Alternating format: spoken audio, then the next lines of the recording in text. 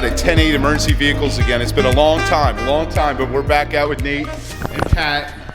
Mitch and Travis took off today. We're gonna be installing new gauges that are actually gonna read accurate readings. They're actually gonna read boost over 36.5 PSI. Pyrometer gauge that's actually gonna read over 300. So I don't know what's going on with the E.Lincoln. Plans are to get them installed here on the A-pillar. And then I got a loom to get rid of the factory plastic loom that goes across the top of the firewall. We're gonna loom all that wiring and hide all that crap, because we gotta make this truck look good for Motorama. Yes guys, I said it. We're gonna be at Motorama this February, 2019. All the information will be in the description below. We'll be out with dirty diesels. Make sure you stop out and check us out. We'll have Ram Beast apparel at Motorama. The wife will be there. I have some subscribers, some friends coming to help volunteer with us, selling merch. So it's gonna be a good time. What's going on with 10-8? What do you guys got going on right now? We're busy. We're real busy. What are you cranking out? We got a sedan here, right? We got a sedan here for Lancaster EMS, Tahoe for 5th District out of Howard County, Maryland, and Durango for Middletown, Bucks County, which will be an EMS unit. No police cars? No police cars. No police cars? Not right this now? week. Okay, all right. There's cool. plenty out in the lot, but nothing in the shop this week. None for my department this year. Next year though, next year. If you guys are interested in getting your vehicles upfitted, whether it's emergency services or Amber, utility vehicles, what have you, these guys got you covered. Actually, my friend Anthony Collins Landscaping, they did his truck, they did his brand new truck, they did his brand new dump truck. I can't talk today. Pat did it. Pat, you did his truck? I did. Dude, he loved it. He was posting it all over Facebook and what have you. It was awesome. That's good. Geez, Nate, you don't waste any time. So, what was it, two 10 millimeters? Yep. Two 10 millimeter bolts right in the grab handle. You just flip those little caps open and then pops right out. Nate just knocked it out really quick. So guys, this side panel actually pops out. There's the push clips in there. Should pop out. There we go. And then this is supposed to pop out as well, giving you access to the dimmer switch wire. But, oh, okay. This actually, if you push on from the backside, this will actually pop out. And now we'll have access to the wire. Pat's just in the process of pulling out the factory EGT probe that we installed for the E.Lincoln. That's not working too well. It's not reading accurately, so he's grabbing. Unfortunately, this manifold is flipped right side up or upside down, no matter, you know, depending on how you're looking at it. And access to the sensors are on the bottom side of it. Like a normal manifold, they would be on top, but we had to do it for the second gen swap. It's the way this one's designed. So I actually end up taking the whole thing out. We're tapping into the orange wire with the gray tracer. That's going to be the dimmer. So I got that vampire clamp splice right there already in there. So we're just going to plug right into that for our dimmer wire. And then I'm going to have to find a 12 volt ignition source wire next. Pat's got the factory EGT sensor out. Here's the new one that's going to be going in its place. Here's the factory one that we use for the E.Lincoln. We noticed a little bit of issues with the threads for the adapter that screws into the manifold. So they're a little jacked up. So he's going to run a tap in there, clean up the threads before we install the new one. Nate is fabbing up a nice little plate to mount to the side of the A-pillar because I didn't want to lose my grab handle. It's very important when you have a lifted truck. You need a grab handle to get inside. So look at that. We're going to market this. So stand by for rambeastprojects.com. If you guys want one of these things, we're going to keep the template that we made. If you guys like it, it's going to be made out of aluminum when we're done. Moving along, guys, moving along. All right, so we just got the cable for the factory EGT probe. This is the extension that I got from HPP. I think we stretched it a little bit, maybe when we installed the second gen swap. But this could be why I'm not getting an accurate EGT reading. I mean, it literally just fell apart after I unplugged it. And clearly this is the end that was plugged into the probe. The wires are stretched a little bit. Could be why, guys, could be why. Most likely, 100%. So Nate was saying we might just need to put a few screws in on the actual ends to make sure it sits flush, but it's going pretty good. So we're in the process of cleaning up all the crappy wire loom that's sort of all over the place, and we're going to put everything into one loom going across. The unfortunate thing is this main harness connection right here is mounted into the loom, so I don't know if we're going to cut the plastic here, run the loom behind it. I don't know yet. It's definitely a crappy location for this. But when it's done, when we're done, it's going to look much cleaner.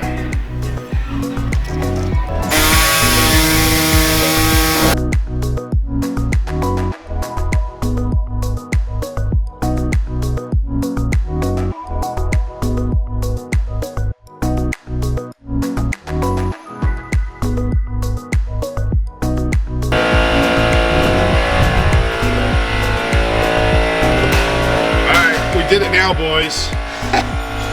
I don't know.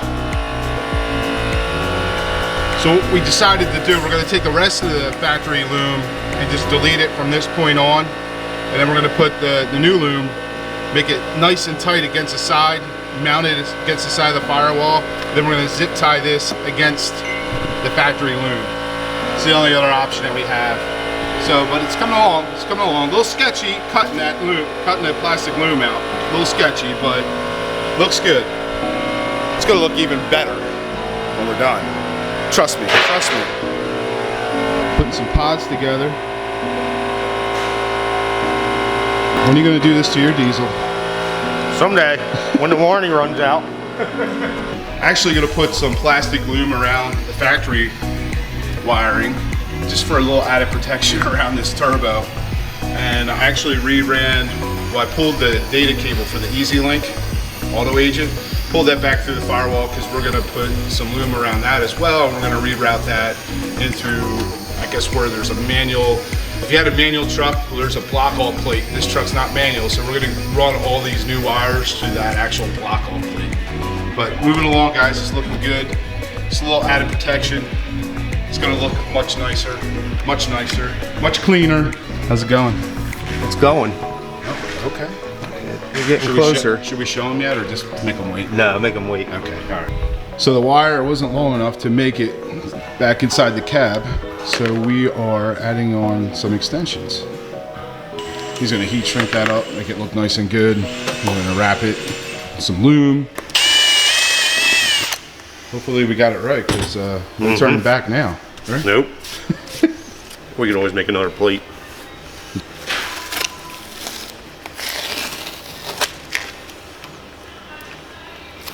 And we did put some double-sided tape on the other side of this. I mean, this is probably not necessary. This is pretty thick plastic, but it's just, it looks good, and it's gonna give it a little bit of added support. Look at the curvature. I mean, look at that, guys. Show them the bend. We gotta get the angle of the bend. Oh, it's a little high there, but Yeah. looks good though. It's still a work in progress. Still in engineering stages. Yes. Patent's not out yet, guys. Don't get any ideas.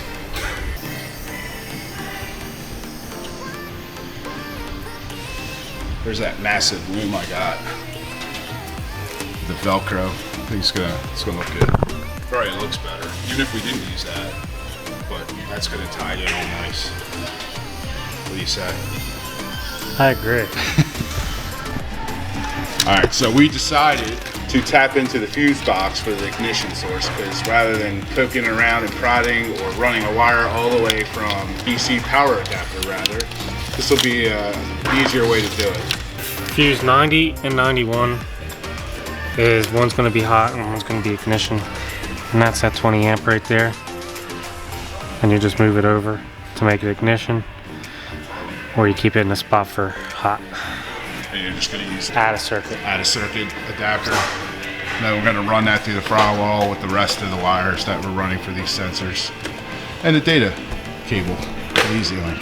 Cut a hole in the side of the fuse box so that way the wire can enter in. Here's your add circuit.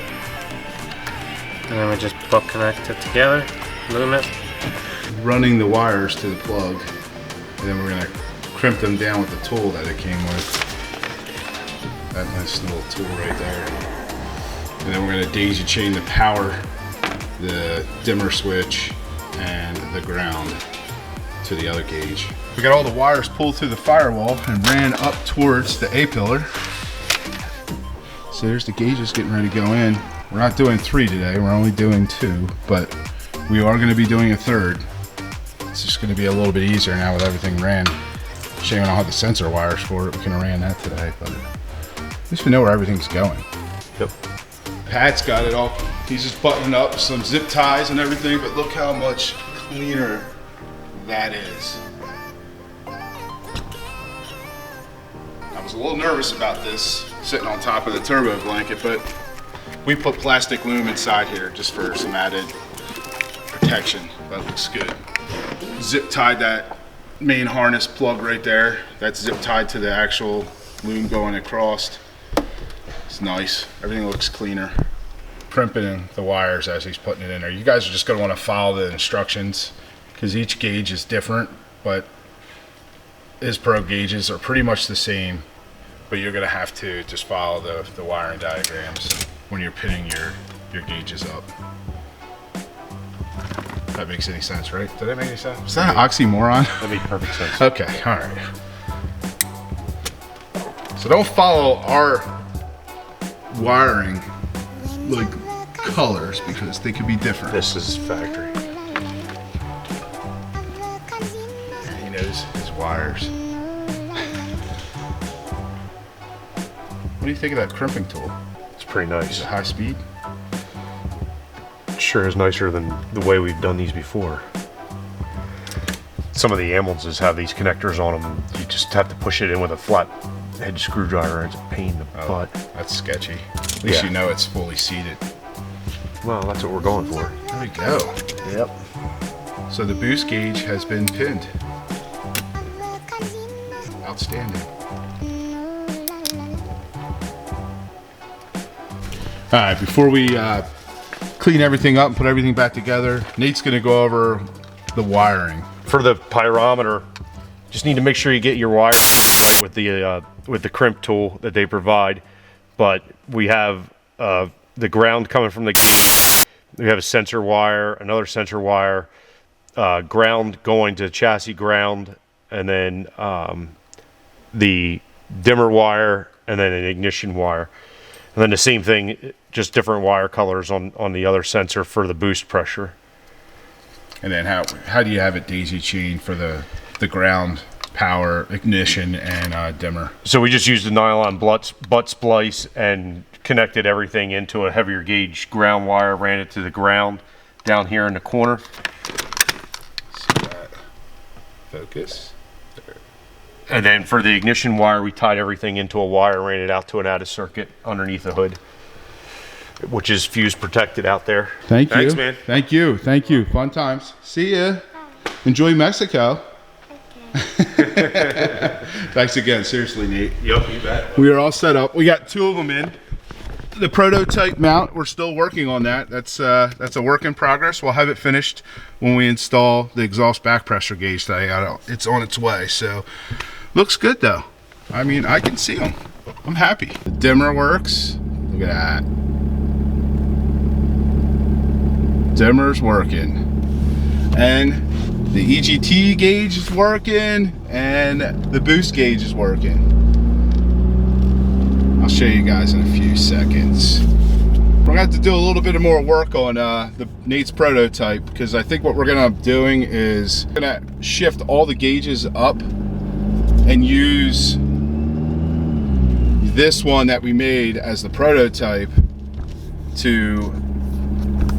as a guide to make a new one. So all the gauges are gonna shift up so we can see all the gauges. There's Nate. Hi, Nate.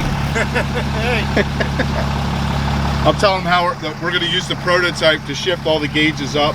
Yeah. We're going to make a new one, and so you can see all the gauges, because the third gauge was actually hitting part of the dashboard and blocking the other gauge. So a little bit of trial and error, a little bit of playing around, but this is a good setup right now. This is perfect. Thanks, buddy. Yeah, man, you bet. Appreciate it.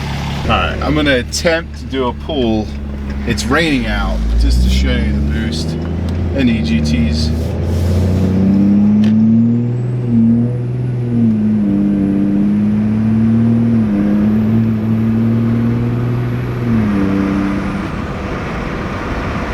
There you go, guys.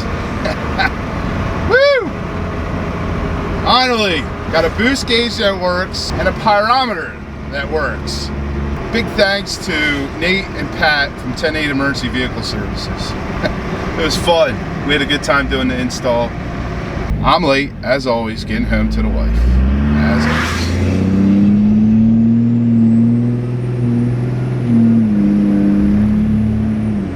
Man, she just wants to pull. Okay, fast forward 2 days later. Did you guys ever, any of you, I'm sure you have, someone's got to experience this, have the cold, the never-ending cold. Like, I've had this head cold for the last week and a half, and one day I feel great, I feel perfectly fine, and then I'll wake up like this morning and I feel like crap again. I just can't get a break. Enough of that, enough complaining. Here's where we're at, guys. So the loom I bought was a 2.5 inch. I'm good. I already got a new one. I got a 2 inch because I think 2.5 is too big. And one thing we did is, you could see where right behind that main harness plug right there, there's wire. There's a wire loom coming straight down from the main loom.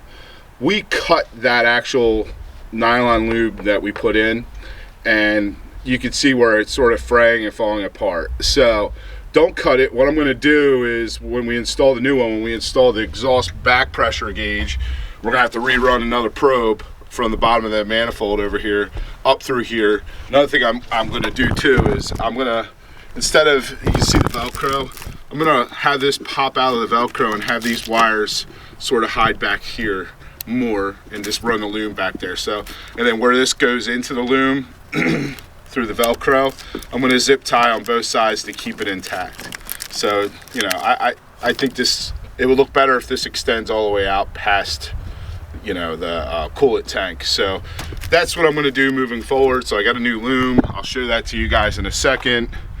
All in all, I'm very happy with the gauges. I'm very happy of Ispro's products that they put out.